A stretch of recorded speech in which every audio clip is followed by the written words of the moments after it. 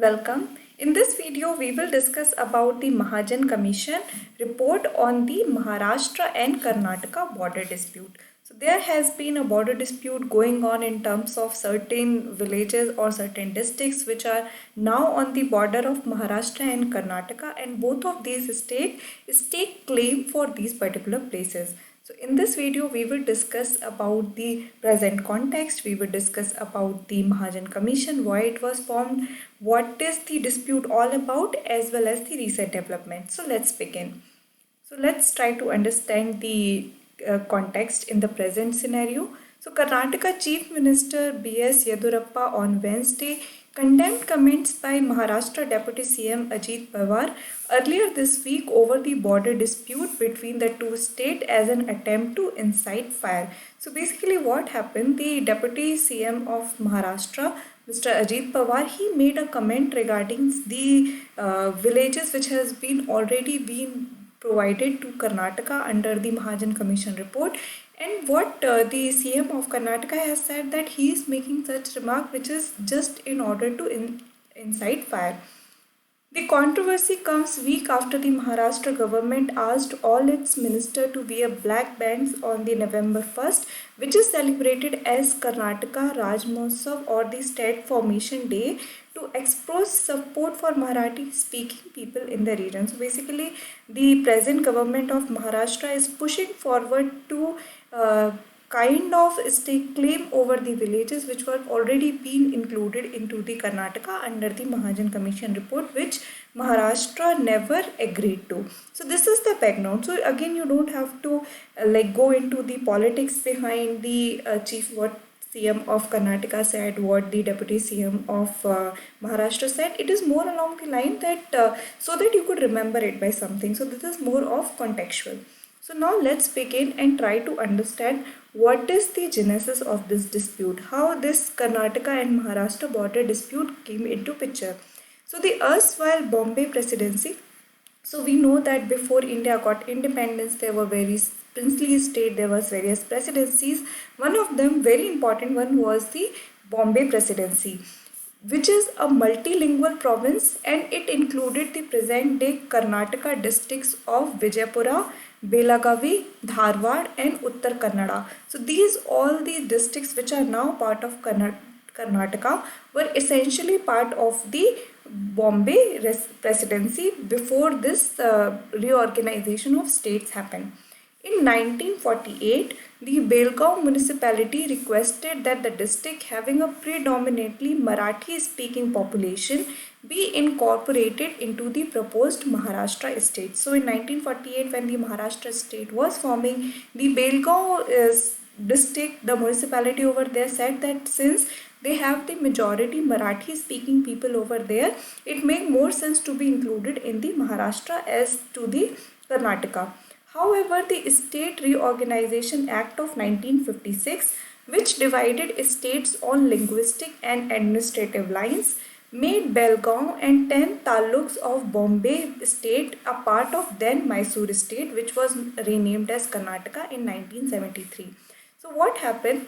Even though there was maximum population over there was Marathi speaking, the Belgaum was actually included in the erstwhile Mysore state, which is now known as the Karnataka. That time, the State Reorganization Act provided those particular Belgaum as well as the other 10 taluks to the Karnataka. Now just for a reference, go back to your Lakshmikant and revise the State Reorganization Act of 1956.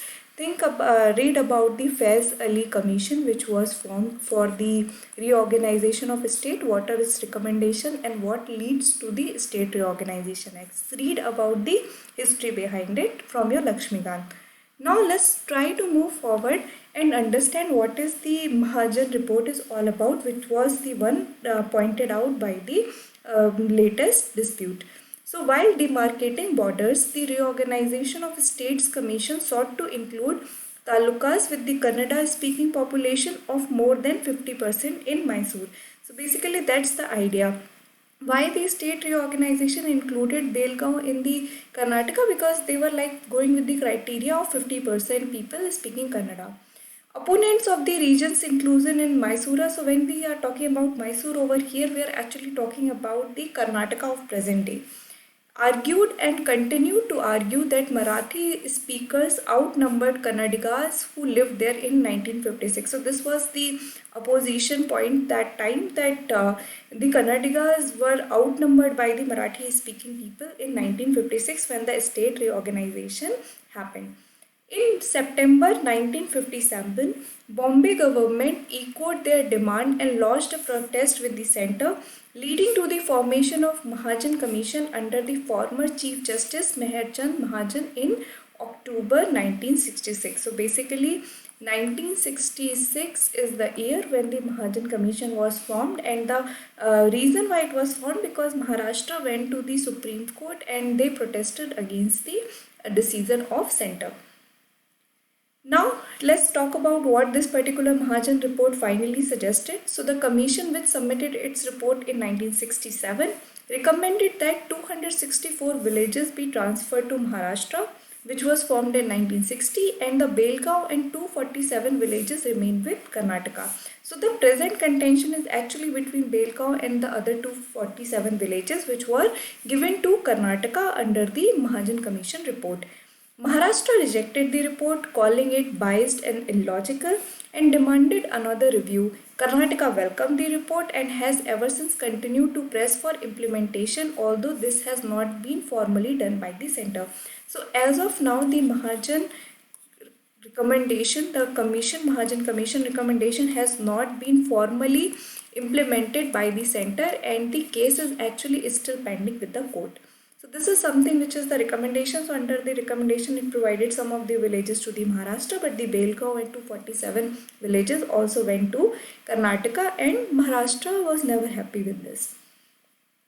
Now what happened after that? So the later development, so Maharashtra continues to claim over the 814 villages along the border as well as the Belgaon city, which is currently part of Karnataka. So it is again taking claim over the Belgaon city.